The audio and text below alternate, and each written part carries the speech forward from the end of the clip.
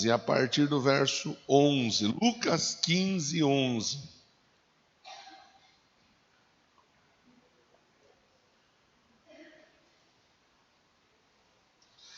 Lucas 15, 11.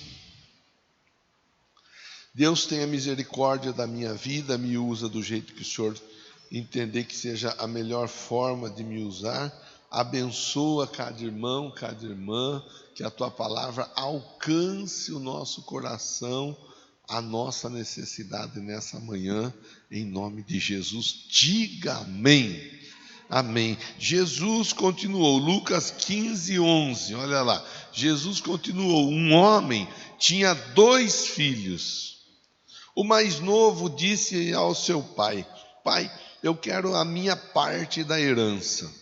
Assim ele repartiu sua propriedade entre eles. Não muito tempo depois, o filho mais novo reuniu tudo o que tinha, foi para uma região distante e lá desperdiçou os seus bens, vivendo irresponsavelmente.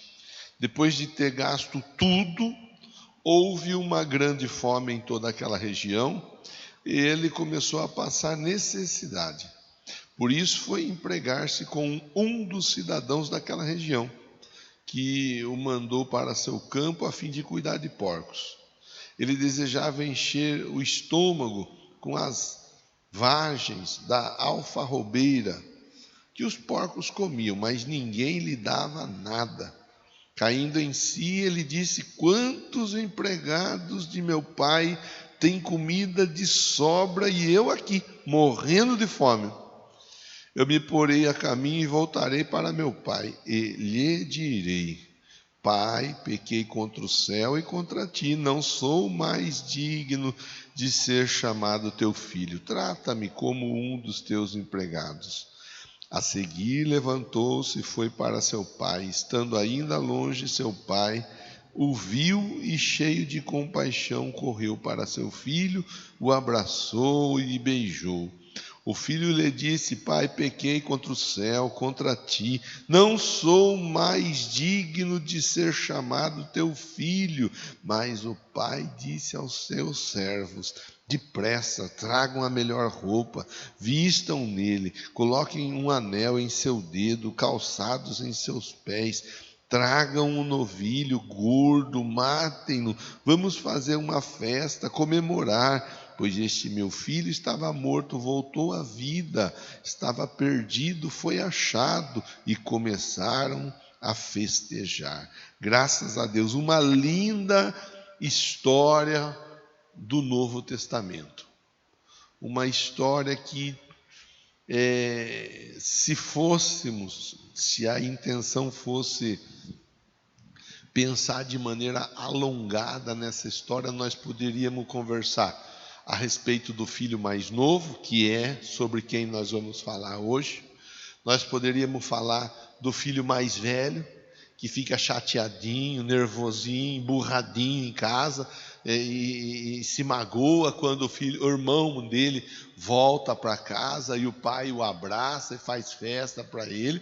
Nós podíamos pensar a respeito disso. Nós podíamos pensar a respeito do pai, que mesmo diante da situação toda, ele libera o filho, e o filho sai para dar a cabeçada dele, mas quando o filho resolve voltar, o pai está de braço aberto, esperando o filho voltar. Nós podíamos, olha, só aqui já dava 3 cultos bem cheio de informações.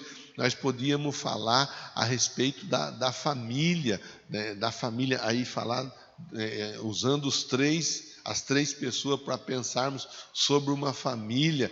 Nós poderíamos falar de muita coisa aqui nesse texto, mas hoje eu quero pensar com você e eu quero sugerir, propor um tema. Se você gosta de anotar, como por exemplo a Daniela está com o caderno na mão, você que gosta de anotar, a minha sugestão de título é o seguinte: os conselhos do filho pródigo. Os conselhos do filho pródigo. Ainda ontem, no caminho para a célula, nós íamos conversando no carro, e falando de tomadas de decisões, eu até adiantei para o Wesley. Falei, amanhã nós vamos falar sobre decisões. Né? Até avisei ele antes, porque se não avisa, aí capaz de chegar aqui, eu vou pregar sobre decisão, falar, o pastor está falando de decisão, só porque nós falamos ontem, para me dar indireta, né? Eu sei que ele não tem esse tipo de comportamento, mas é importante nós entendermos que Deus conhece as nossas necessidades de cada dia, de cada tempo, de cada momento. Deus sabe o que nós temos para resolver hoje, o que nós temos para resolver amanhã, Cristiano. Mas Deus sabe o que nós temos, Cleise, para resolver daqui 1 mês. O que nós vamos tomar de decisão daqui 2 meses, o fim do ano já bateu na porta. Nós estamos agora, hoje acho que é dia 8, se eu não estiver enganado, 8 de novembro. Ontem já pagamos 16 mil reais em conta, só ontem. Só ontem já foi 16 mil em boleto. Dá um dó, né? Eu tenho um dó. O dinheiro vai embora. Mas quem faz conta tem que pagar as contas, né? Então vamos seguir pagando conta e vamos seguir fazendo conta também. Porque se estamos fazendo conta é porque estamos avançando. Então, dia 8 de novembro, de 22 dias acaba novembro, daí nós temos um mês, o mês de dezembro. Mês de dezembro, muita gente já pouca coisa faz. Porque tem que arrumar a árvore de Natal, tem que procurar onde está mais barato o peru, pernil, né? A picanha não vai ter, viu? Não esquece da picanha. Quem está esperando picanha, esqueça, não vai ter picanha. Só para um com a família dele, por demais não vai ter não. Tá? Então, vai chegando dezembro, a turma já começa a se organizar. Então, nós vamos ter a festa da batata, dia 16 de dezembro, que você vai participar conosco, que vai ser uma bênção. Depois nós vamos ter culto de Natal, nós vamos ter culto da virada. Aí a gente já entra nos 12 dias. O que você está querendo dizer com isso daí, pastor? Estou querendo dizer que é hora de nós começarmos a nos organizar, porque 2024 será um ano de muita vitória para todos nós. Só que nós temos que aprender. Eu já ouvi umas 800 vezes, eu não gravei. Eu misturo, eu confundo. Eu, para contar história, para contar piada, eu sou uma beleza. Eu não gravo, eu mudo tudo a história. Mas diz, né, que o louco, ele insiste no erro. O sábio, ele aprende olhando o erro do outro. Mais ou menos assim, né? Eu sei que faltou um no meio da história aí, mas nós estamos entendendo que aprender vendo as pessoas dar a cabeçada é melhor do que nós darmos a nossa cabeçada. Então, essa é a proposta de hoje.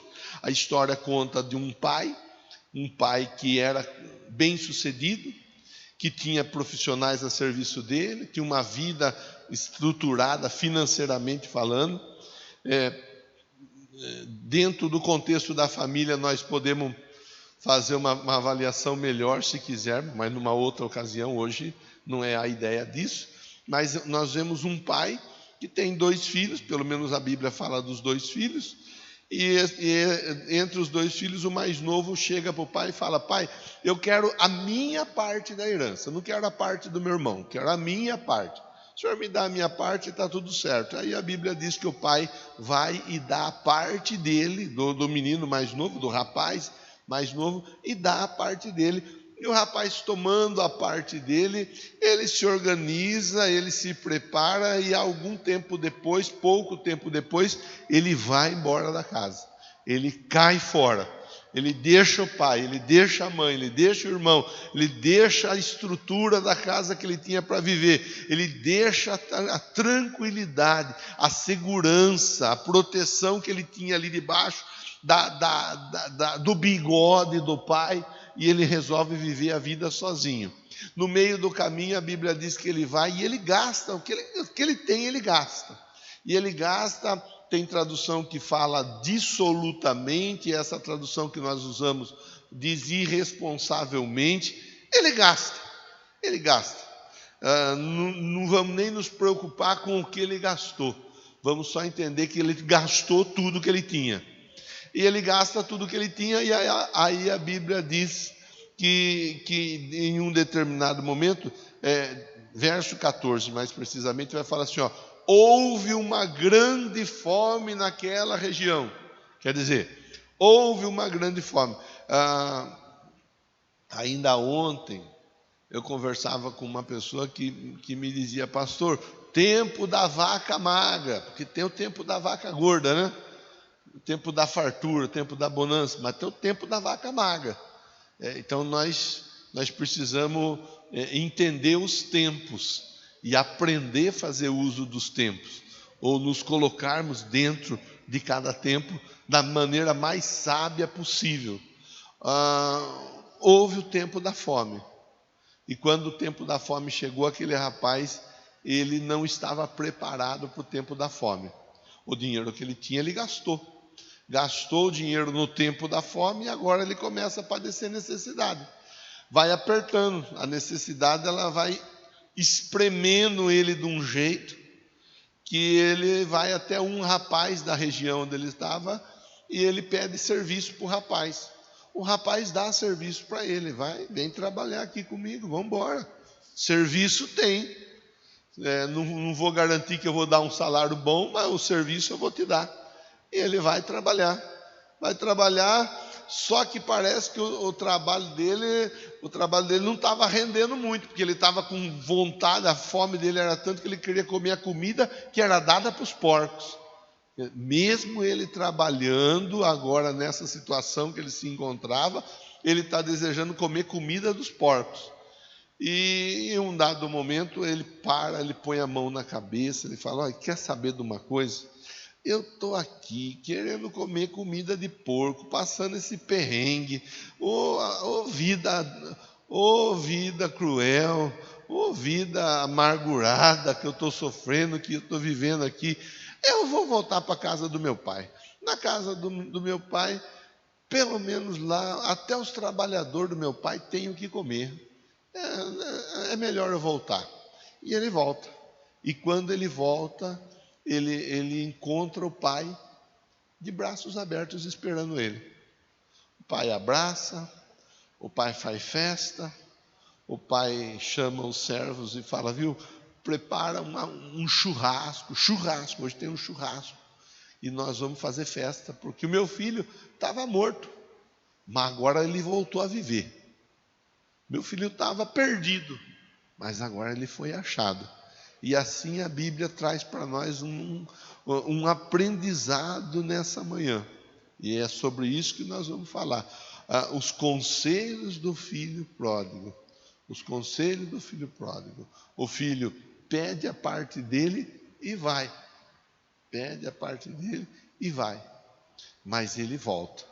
Então, se o rapaz estivesse aqui hoje, nós poderíamos pedir para ele nos dar conselhos que ele extraiu daquela situação toda da vida dele. E com toda certeza ele daria alguma informação para nós. Eu tenho anotado aqui algumas questões que eu quero pontuar com você. Primeira delas, primeiro conselho, não tome decisões precipitadas. Não tome decisões precipitadas. Primeiro conselho que aquele rapaz daria para nós: não tome decisão precipitada. Ele foi e falou, eu quero o meu dinheiro. Era a hora dele pegar o dinheiro dele? Não era, mas ele queria o dinheiro dele. Decisão precipitada. Quantas e quantas pessoas tomam decisões precipitadas na vida? E a decisão precipitada, ela acaba acarreta uma série de dificuldades na vida da pessoa. A precipitação não é uma boa conselheira, não é. É importante eu ir devagar, eu parar, eu prestar atenção, eu olhar, eu avaliar. Sobre precipitação, nós podemos pensar 3 situações aqui importantes. Precipitação. Aquele rapaz, ele toma a decisão precipitada. Então, sobre precipitação, primeiro ponto dentro do primeiro ponto. Fala assim, carece de informações. Uma pessoa que toma decisão precipitada, com toda certeza, ela está ela está com pouca informação a respeito da decisão que ela está tomando. Posso dar exemplo só para facilitar a reflexão. Aquela pessoa que está precisando comprar um carro. O primeiro carro que ela vê na frente, ela vai e compra. Ela não vai se informar se aquele carro é um carro bom, se aquela marca é uma marca boa, se o preço é um preço bom, se é fácil de revenda depois aquele carro, se dá manutenção demais ou não, se dá manutenção, se a manutenção é cara ou não. A pessoa ela não procura informações, a procedência daquele carro. Eu estou pegando o carro como exemplo, mas podemos falar de qualquer área da nossa vida. Qualquer área. Decisão precipitada, geralmente, ela vem acompanhada da falta de informações. Falta de informações. Tem muita gente que dá cabeçada na vida por isso, porque não sai colhendo informações. Em qualquer área. Quantas e quantas pessoas casaram e tiveram dificuldade nos seus casamentos porque não saíram colhendo informações? Porque de imediato, estou apaixonado, estou amando, oh meu Deus, e vai. Depois, é importante saber, é importante conhecer, é importante perguntar, é importante. Vai comprar uma casa, mesma história. Essa casa aí, o lugar que ela foi edificada, o que era antes de ser edificada. Muitas casas são edificadas em lugar que era brejo, em lugar que era lagoa e foi soterrada. Consequentemente, esse lugar aí vai ser um lugar úmido. A casa vai ser úmida, vai ter umidade. Geralmente tem umidade, geralmente é uma casa fria, porque a água que brotava antes está lá embaixo. Então, por melhor que seja feita a fundação da casa, a umidade vai existir. Quantas pessoas que não estão preocupadas com isso? Mas é que está no preço bom, né? Então, já que está no preço bom, eu acho que vale a pena. Vai comprar casa? Se informe. Se informe do preço, de valor, de localização. Se informe o que era antes. Colhe o maior número de informações possível. É importante. Em qualquer área. Há um tempo atrás, mais precisamente no final do ano passado, eu estava vendo escola. Luiz Felipe tinha que sair da escola. Tinha que sair não, né? Finalizou o ciclo lá dentro do infantil, ele teria que ir pro médio, não é médio. Como que fala? Fundamental, joia. Obrigado. Tinha que ir pro fundamental. E aí, onde vai? O que vai? Falei para a Márcia, procura. Colhe informações. Liga num lugar, liga no outro lugar, visita outro lugar. Vamos ver o que dá para fazer, onde vai. Conversei em várias escolas, a Magna foi uma que me ajudou, conversando, falando, é assim, assado, cozido, frito. Tomamos decisão depois de ter algumas escolas assim, pelo menos no papel, para a gente saber. Decisão precipitada, ela geralmente vem acompanhada da falta de informação. Então, tudo que você vai fazer na vida, procure colher informações. Não seja precipitado, não seja precipitada. Segunda situação, dentro da precipitação, as decisões elas terão impacto a longo prazo. As decisões elas vão tocar o nosso futuro. Então eu tenho que tomar cuidado, eu tenho que parar e prestar atenção. Pera lá, é uma decisão que pode de repente estar mudando toda a minha história amanhã, depois da manhã, ou depois de amanhã. Eu não gosto você não me ouve falar disso aqui. Você não me ouve. É muito raro. Mas hoje é moda fazer tatuagem. Hoje é moda, né? Você não me ouve falar desse assunto. Hoje é moda fazer tatuagem. Quantas pessoas precipitadamente foram, vou fazer uma tatu e tal. Aí depois, lá na frente, quando foi para ter uma oportunidade de trabalho, perdeu a oportunidade de trabalho por causa da tatuagem que tinha. Isso é muito comum, acontece. É muito comum acontecer isso daí. Então, são situações que nós temos que ir olhando, opa, pera lá, seja relacionamento conjugal, seja relacionamento profissional, e aí, precipitação, ela vai atrapalhar, de repente, lá no futuro, uma terceira situação, a precipitação, ela faz com que nós tomemos decisões à flor da pele, com as emoções à flor da pele. E com as emoções à flor da pele, muitas vezes nós vamos ferir pessoas que nós não deveríamos ferir. Aliás, nós não devemos ferir ninguém. Mas muitas vezes, tomando decisões precipitadas, nós acabamos fazendo mal para pessoas que nós jamais deveríamos fazer mal. Ao rapaz, pai, dá a minha parte aí que eu estou me organizando para ir embora. Poxa, a vida do pai dele estava vivo. Herança se repassa quando está morto. Ele matou o pai estava vivo, mas estava morto. Com outras palavras, é isso. Por quê? Decisão precipitada. Então, primeiro ponto para a gente pensar da reflexão de hoje: conselhos de um filho pródigo, conselhos de um filho esbanjador. Não tome decisões precipitadas. Cuidado com as decisões. Você tem decisão para você tomar?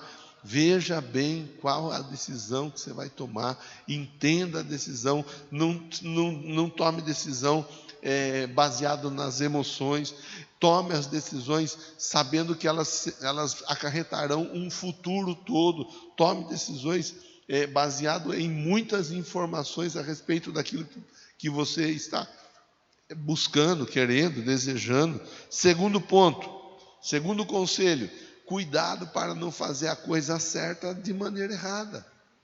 Herança, é certo ou errado? Certo ou errado? Certo. Mas a hora era a hora certa? Não. Coisa certa na hora errada. Então ali ele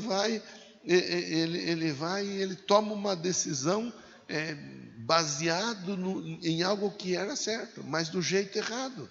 Do jeito errado. Cuidado quando você tiver razão. A razão, ela muitas vezes nos coloca em ciladas. Satanás é especialista em nos colocar em armadilhas quando nós temos razão. Porque se nós temos razão, nós vamos lá e falamos e fazemos, eu tenho razão, pera lá, mas é assim? Será que é desse jeito? Será que eu preciso falar isso? Será que eu preciso fazer isso? Só porque eu tenho razão, então eu tenho que tomar cuidado. Pera lá, a razão, ela pode trazer ou me colocar numa situação desconfortável. É a coisa certa, mas do jeito errado. Então eu tenho que olhar, ver, entender, prestar atenção como eu vou tomar a decisão, quando eu vou tomar a decisão, preciso tomar a decisão, uma interrogação. Baseado em que eu vou tomar essa decisão, qual será o próximo passo após a decisão. Segundo ponto fala para nós: cuidado para não fazer a coisa certa da maneira errada. Aí temos aqui algumas questões importantes para pensar dentro de fazer a coisa certa da forma errada. Primeiro, desperdício de recursos. Eu estou precisando de um celular. Celular é coisa certa. Hoje em dia, até a criançada tem um celular. Mas é a hora de ter um celular? Tenho dinheiro para comprar um celular? Por exemplo. Estou precisando de um carro. Estou precisando de um carro. O carro é uma coisa importante. Mas é a hora? Está tendo condição? Porque muitas vezes, na tomada de decisão, pensando assim, eu preciso, e eu estou com a razão, se fizer da maneira errada, depois acaba desperdiçando recursos. Quantas pessoas que vai lá e compra o carro, e troca de carro, e melhora de carro, porque precisa, mas da forma errada, no tempo errado, e acaba depois. Tem gente, eu já vi gente, é triste, mas acontece. Gente que pagou várias parcelas de um financiamento, perdeu o carro, depois o carro foi embora. Poxa vida, por quê? Porque comprou, porque precisava comprar, mas do jeito errado, na hora errada, e no meio do caminho acabou ficando sem nada.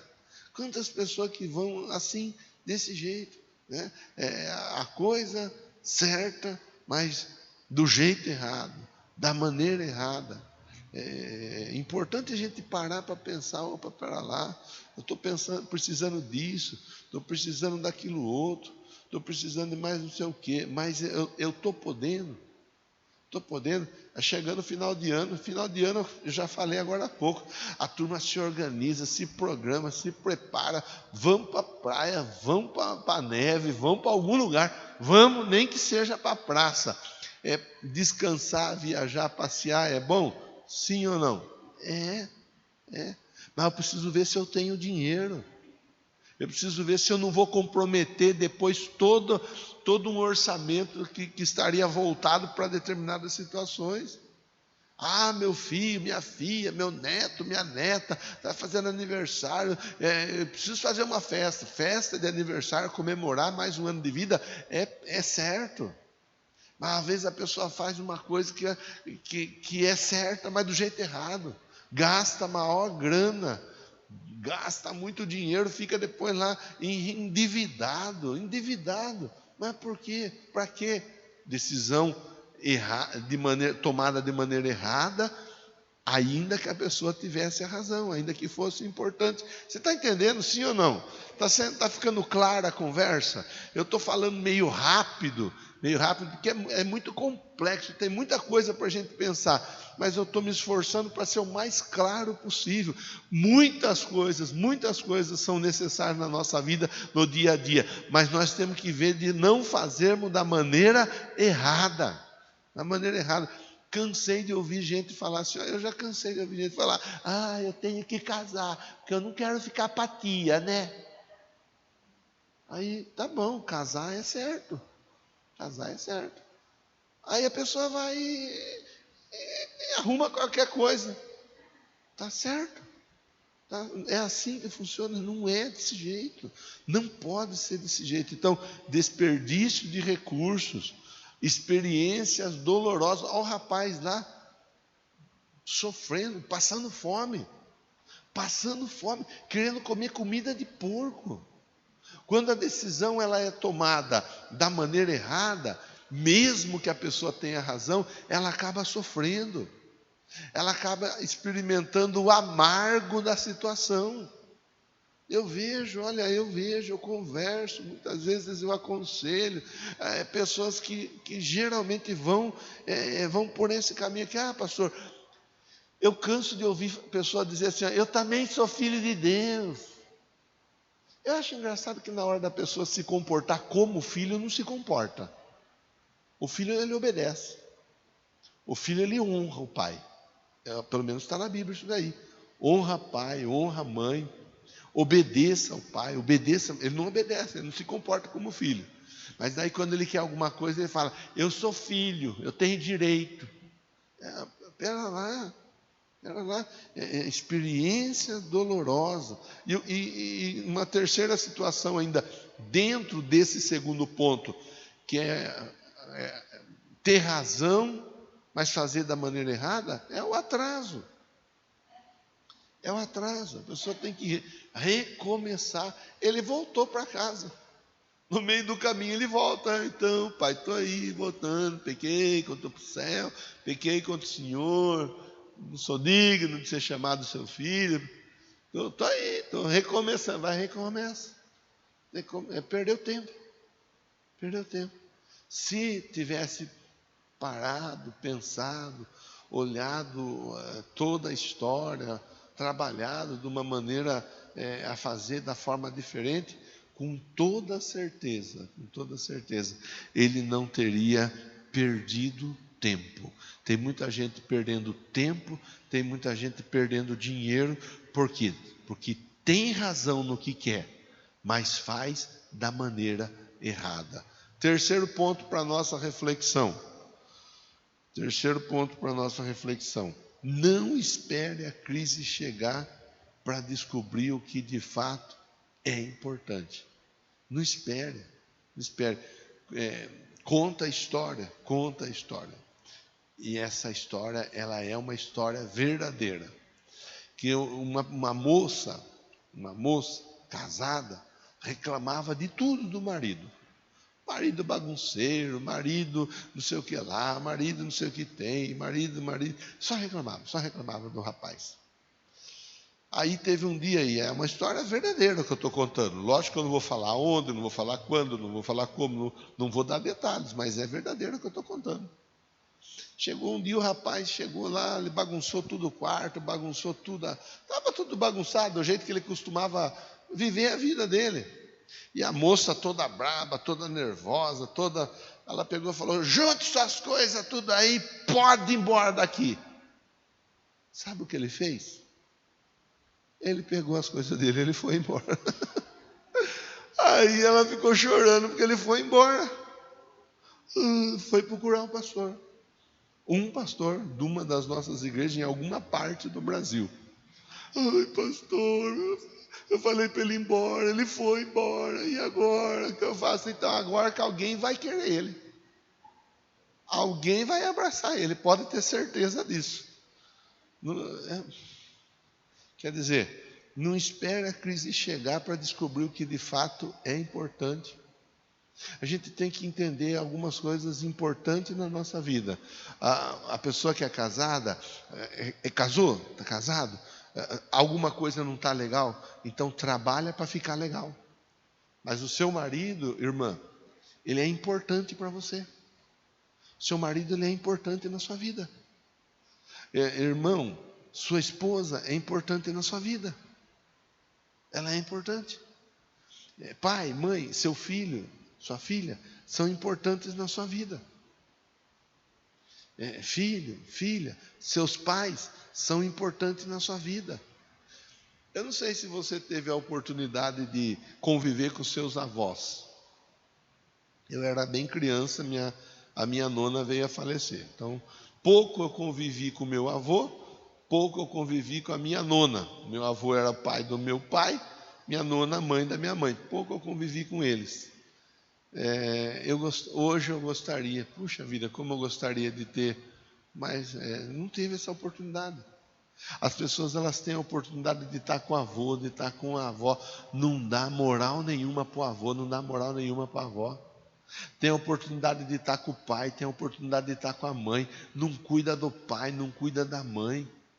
Não visita o pai, não visita a mãe, não dá um presente para o pai, não dá um presente para a mãe, não paga um cachorro quente magro para a mãe, nem para o pai. Sabe aquele cachorro quente que é só salsicha, vinagrete e pão? Mais nada. Não paga isso. Não estou falando aquele cachorro quente selado com catupiry, nada disso. Aliás, outro dia na casa do Gustavo Cadani, eles fizeram lá cachorro quente selado com catupiry, tudo na faixa, aleluia. Então, está precisando fazer na casa nova agora, né? Glória a Deus. Não, irmão, a gente tem que aprender a entender assim, ó, nós não precisamos esperar a crise chegar. Tem gente que depois que perde o emprego, que daí fala: nossa, hein, agora eu sei a oportunidade que eu perdi. Mas teve que perder o emprego para entender que estava tendo uma oportunidade boa de trabalho. Tem gente que depois que sai, que desvia, que volta para a lama, aí fala: nossa, hein, agora que eu sei como que era bom estar lá na igreja junto com a turma, não sei o que. Peraí, precisa perder para dar valor? Precisa perder? Então, vou dar 3 pontos para nós pensarmos dentro disso daqui, ó, sobre o que de fato é importante. Nós devemos valorizar o que é importante. Primeiro, priorize tempo com as pessoas que são especiais para você. Priorize. Olha, nós estamos vivendo um tempo difícil, um tempo que o pai, a mãe, muitas vezes ele dá o celular na mão do filho, na mão da filha, ou ele carrega lá uma plataforma na Smart TV e deixa o filho e deixa a filha lá e vai. O filho cresce, a filha cresce. Eu estava olhando, eu passei a noite com a minha mãe A hora que eu cheguei cedo, o Luiz dorme junto com a Márcia quando eu não estou em casa. Aí ele estava lá, um baita de um compridão, assim, que pegou quase o meu lugar inteiro na cama. Tem 7 anos, o menino. A cama está ficando pequena para ele. Mas não é possível, está crescendo. Outro dia ele estava aqui deitado no meu braço, aqui, no meu antebraço, gemendo de cólica. E eu aqui com ele, chorando de ver ele chorar de dor. Agora ele já daqui a pouco está do meu tamanho. 1,35, mediu ontem. 1,35. Meu Deus do céu. 7 anos de idade. Daqui a pouco ele está falando: pai, tchau, estou indo, viu? Daqui a pouco eu estou de volta. A gente tem que parar para pensar nessas coisas. Cleise, você tem uma criança pequena lá na sua casa. O Samuel não, né? O Gustavo, o Dani, vocês têm um menino adolescente ainda, junior para adolescente lá na casa de vocês. Cristiano, você tem criança lá na sua casa também, junior, criança para junior lá na sua casa. Edivaldo, Rosângela, mesma história. Elisângela, elas ainda são jovens, elas ainda estão lá debaixo da sua saia, né? É importante a gente valorizar as pessoas que estão à nossa volta, pessoas que são queridas, pessoas que são especiais, pessoas que merecem, que precisam de nós. Você estava esses dias com os seus netos, né? Os 2 netos aí juntos. Pense nisso. Pense nessa conversa. Tem gente que só pensa naquilo que é importante depois que perde. Depois que perdeu, ai, nossa, hein? Ai, eu perdi.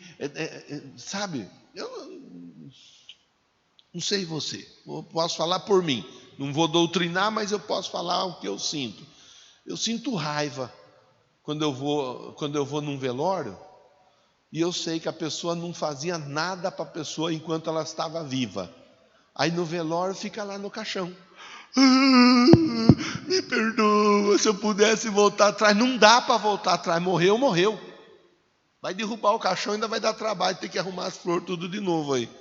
Dá uma raiva, né? Porque quando está vivo não vai visitar, não dá um presente, não faz nada, não dá um carinho, não dá um nada. Então, coisa para a gente pensar. Pratique a gratidão diariamente, seja agradecido. Agradeça a Deus, agradeça pela sua vida, pela sua casa, pela sua família, pela sua igreja, agradeça pelo seu pastor, pelo irmão, pela irmã que cultua do seu lado toda quarta-feira. Agradeça pelo seu filho, pela sua filha, pelo seu marido, pela sua esposa. Agradeça pelo patrão, pela patroa, pelo cliente, pelo fornecedor. Agradeça, seja uma pessoa agradecida. Seja uma pessoa grata, em tudo dai graças. Seja agradecido. Terceiro ponto, dentro do terceiro ponto, defina as prioridades de maneira clara. O que é prioridade para você? Aquele rapaz, ele sai, ele vai embora. Ele simplesmente vai embora. Ele vai embora fazer o quê? Nem ele sabia, tanto que ele vai, ele gasta tudo, ele acaba com tudo, ele se perde no meio do caminho, ele tem que voltar, porque não tinha definido nada. Ele toma decisão precipitada, ele vai, ele não se preocupa com nada, e ele simplesmente fica no meio do caminho, agora sofrendo. Por quê? Por causa de decisões precipitadas, porque ele não valorizou aquilo que ele tinha que valorizar, porque ele foi entender que o que era importante na vida, na casa, na família dele, na vida dele, na verdade, era a casa, era a família, era o convívio. Veja que na hora do aperto ele faz o quê? Ele pensa, meu pai, lá na casa do meu pai, ele lembra de quem? Do pai. Na hora do aperto ele lembra de quem? Do pai. Último ponto para a gente finalizar a conversa, para a gente seguir nossa viagem. Não hesite, não fique com receio, não tenha medo, não tenha dúvida. Se precisar recuar, retroceder, voltar atrás, volte. Mesmo que você tenha feito tudo errado, Mesmo que você tenha tomado a decisão equivocada, se precisar, recue, retroceda, volta, ó, pera lá, caindo em si, diz a Bíblia, caindo, aquele rapaz fala, puxa vida, que bobagem que eu fiz, onde que eu estava com a cabeça, o que será que eu estava pensando nesse dia, nessa hora, nesse momento, o que será, não, olha, lá na casa do meu pai, a turma está comendo, está bebendo, a turma está vivendo uma vida tranquila, meu Deus do céu, e eu estou aqui nesse aperto, nesse perrengue, eu estou aqui vivendo essa vida, ô céu, ô miséria, ô tristeza. Ele está assim. Então, o que ele faz? Ele cai em si, e ele, na casa do meu pai. Tem uma música que nós cantamos, né? Na casa do meu pai, a unção e a poder. Na casa do meu pai, a unção e a poder. O cego enxerga, o coxo anda, o morto se levanta para adorar a Deus. E o cego enxerga, o coxo anda, o morto se levanta para adorar a Deus. Nós não cantamos essa música, nós cantamos a outra, né? Há uma unção. Essa música que eu acabei de cantar com você agora, nós não costumamos cantar, mas ela já foi cantada também. É isso daí. Na casa do meu pai, se precisar voltar atrás, se precisar reconhecer o erro, se precisar pedir perdão, não deixe a soberba ocupar o espaço do seu coração. Eu não vou pedir perdão, eu não vou reconhecer que eu errei, eu não vou reconhecer que eu dei uma vacilada, que eu dei uma bobeada, eu não, eu não posso descer do pedestal, descer do meu Luís XV, eu não posso, eu tenho que manter a pampa, eu tenho que, se precisar, viu? Eu vacilei, eu bobeei, eu errei, me perdoa, me dá uma nova chance, me dá uma oportunidade, posso tentar, ele faz isso, ele volta, não importa quão longe você, eu, qualquer um de nós formos, se nós precisarmos recuar e voltar, nós devemos de voltar.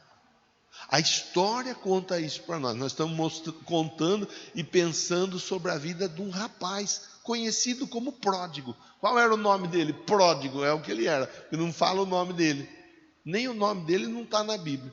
Mas nós estamos pensando na história de um rapaz que dá a cabeçada dele, eu vou recuar, eu vou retroceder, eu vou pedir perdão. Não importa o erro que foi cometido. Não importa, sempre existe a possibilidade do recomeço.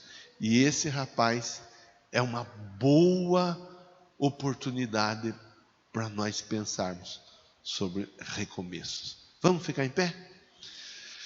Vamos ficar em pé, glória a Deus. Ele volta para casa, e voltando para casa, a Bíblia diz, o pai o recebe de braços abertos. Não apenas o recebe de braços abertos, chama os funcionários da casa, prepara a festa, maionese, daquela maionese top das galáxias, um vinagrete, daquele vinagrete bem miudinho, com tomate verde, bem verdinho, aquele vinagrete bem firminho, prepara aí um arroz, aquele arroz bem gostoso, bem cheiroso, prepara lá o novilho que estava separado para esse momento. Carne no ponto, hein? Nada de mal passado e nem de passada demais. No ponto. É hora, é dia, é tempo de nós fazermos festa. Deus está me mandando dizer para você nessa manhã, é chegado o tempo de festa na sua casa. Tem coisa que estava fora do lugar, que o Senhor está dando ordens nessa manhã, para que essas situações elas comecem a voltar para o seu devido lugar. Diga amém, diga graças a Deus. Com os olhos fechados eu oro com você, à luz dessa palavra que nós fizemos a reflexão. Meu Deus, muito obrigado, muito obrigado por essa oportunidade de reflexão. Muito obrigado pela nossa vida, meu Deus. Muito obrigado pela nossa família. Muito obrigado por essa igreja. Obrigado. A palavra é obrigado. Te exalto, te louvo pela vida daqueles que estão conosco online. Te louvo porque muitos estão ou estavam esperando uma voz como essa, a voz vinda do céu para dizer: recomeça, porque eu estou com você neste recomeço. Que a bênção do Senhor seja sobre todas essas vidas, todas essas casas, todas essas famílias, em nome do Senhor Jesus. Diga amém, diga graças a Deus. Todas as palmas são para Jesus.